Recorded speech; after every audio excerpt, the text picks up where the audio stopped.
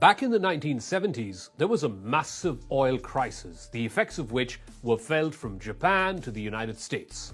US consumers were having to pay up to $4 a gallon, which at that point of time was unheard of.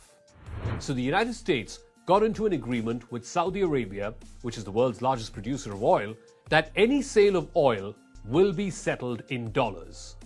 No matter which country bought oil, whether it was America or China or India or Japan, they would all pay in dollars. This arrangement came to be called the petrodollars. Put simply, the petrodollar system is an exchange of oil for US dollars between countries that buy oil and those who produce it. For the last 50 years, this petrodollar system has been unchallenged. Until now, when Vladimir Putin decided to teach Ukraine a lesson.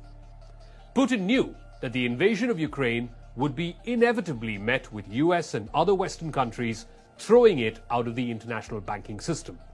That Russia and Russian companies will not be able to use the SWIFT mode of banking transactions. So most Russian companies and the Russian economy as a consequence suffer because of it. But how does Russia respond to this?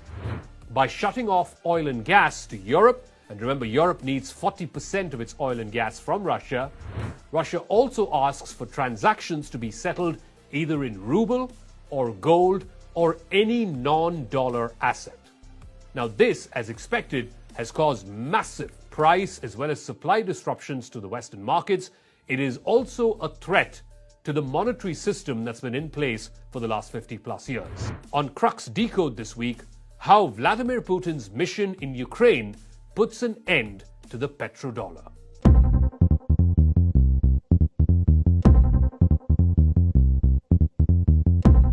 For years now, Russia and China have looked to ways to remonetize gold as well as be able to exit from SWIFT. They feel this just simply enables the dollar and in turn America, which is the producer of the dollar, to get more and more stronger. But here's the challenge for Russia.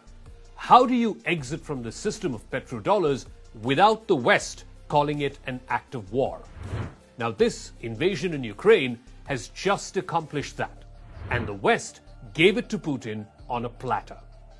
Now that Russia is mostly out of the SWIFT system, it is free to trade its oil with whoever is the highest bidder, and that too in a currency of its choosing. Russia can now say, well, we're going to turn our oil pipelines back on, but not for dollars, instead for rubles.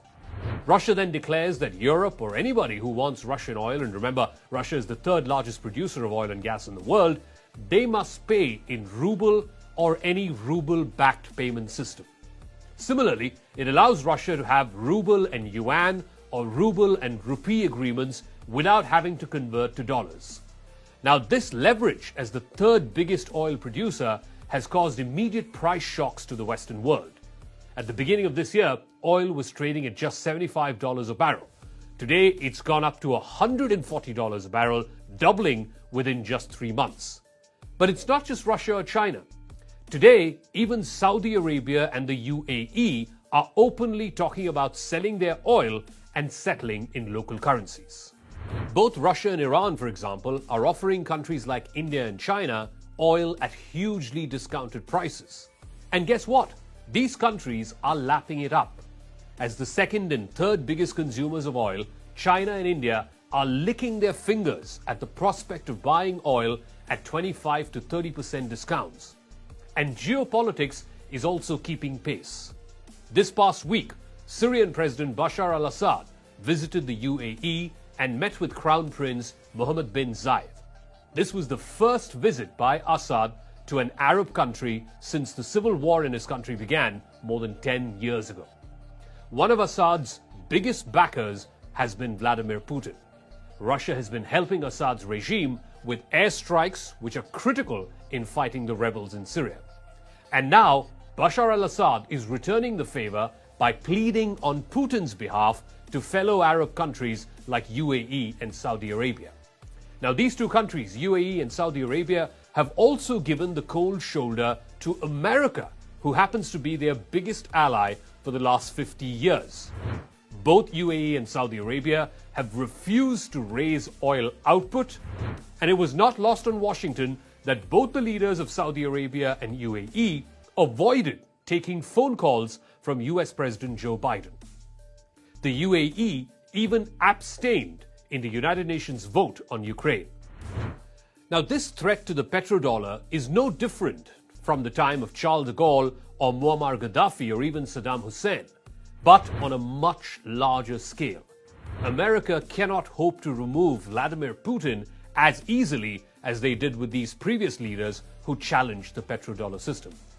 Now, what are the consequences of the United States and the European Union kicking Russia off the SWIFT banking transaction system? Will it hurt the Russian economy? Well, certainly in the immediate term it will. But removing Russia from SWIFT could be exactly what Russia and China desire. And here's why. The SPFS, or the System for Transfer of Financial Messages, is a Russian equivalent of SWIFT. It was been developed by the Central Bank of Russia. The system has been in development since 2014 after the US government threatened to disconnect Russia from SWIFT. There are now plans to integrate the SPFS network with the China-based CIPS network, which is the cross-border interbank payment system. Now, can you imagine the effect of that? If Russia is removed from SWIFT, the blow to the US economy, and more so to the economy of Europe, would be enormous. The vast majority of SWIFT transactions are settled in US dollars, and that simply helps solidify the dollar as the global reserve currency. This gives the United States tremendous influence over the world economy, and therein lies the real power. If Russia and China come up with an alternative system to compete with SWIFT, that will be a competing currency system, and it will further weaken the US dollar.